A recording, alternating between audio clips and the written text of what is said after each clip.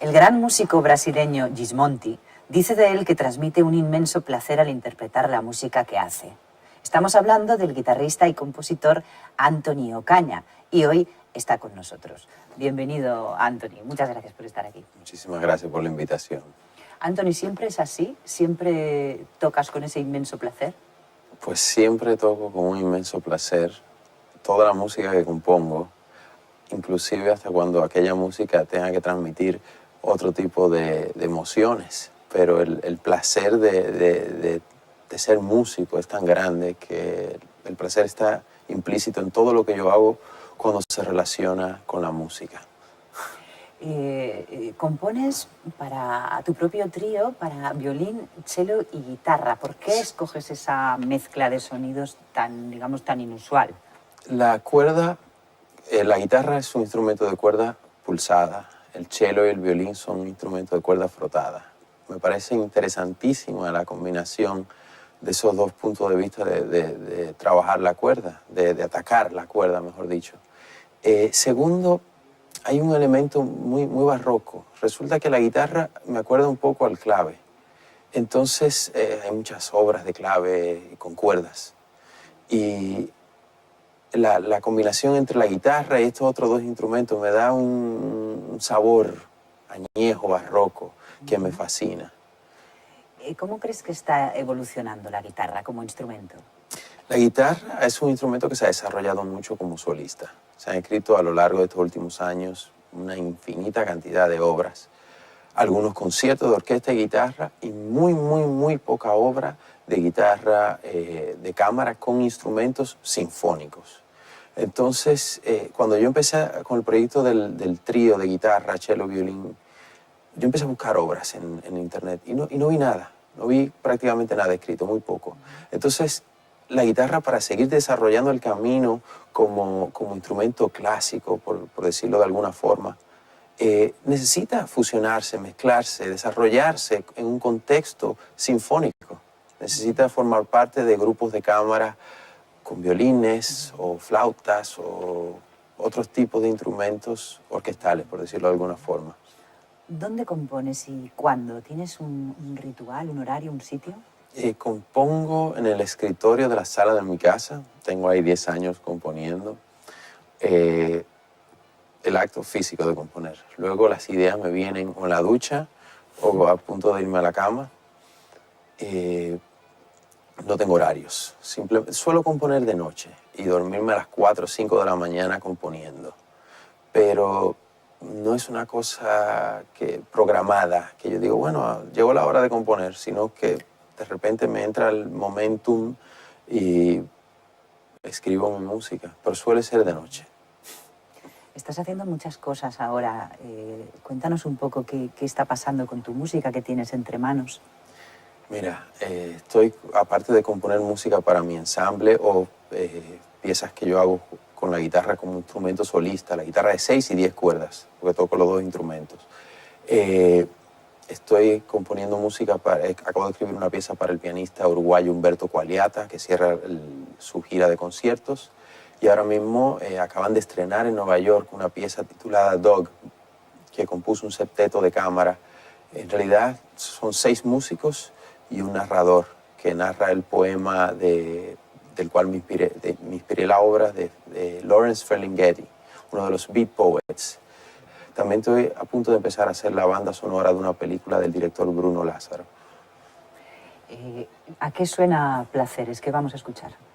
Placeres la compuse precisamente en un momento un poco triste de mi vida y la hice inconscientemente con un objetivo curativo, emocionalmente hablando. Entonces es una pieza que produce emociones muy alegres, muy positivas. Yo creo que eso es lo que vamos a transmitir, algo que hoy en día, en este momento que estamos viviendo en el mundo, no se ve tanto, porque desde que encendemos el televisor vemos noticias negativas, dramas, tragedias. Entonces yo creo que un poco de placeres para contrastar nuestra realidad no viene nada mal.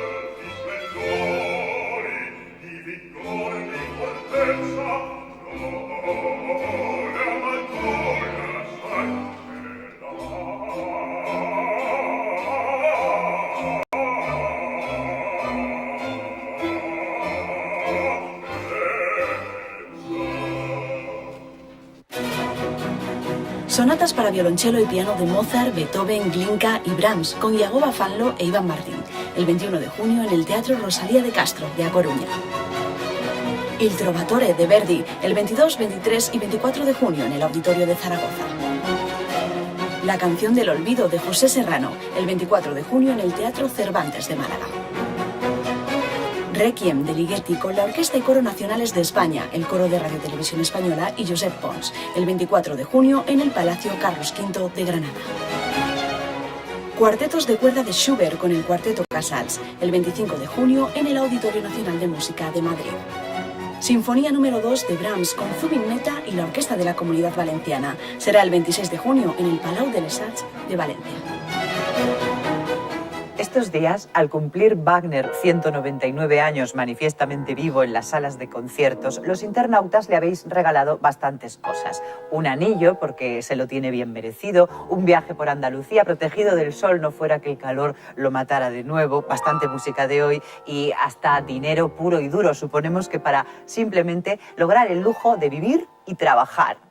Felicitamos a alias José Lao, que se lleva el disco de regalo por ese misterioso centrifugador polifónico de aclarado a armónico que le regalaría al genio, con la esperanza de que algún día nos revele su funcionamiento. Hoy, para regalar este disco de Ramón Paus con María Orejana al piano, te pedimos que nos propongas la música del rescate. Suerte con todo y hasta la semana que viene.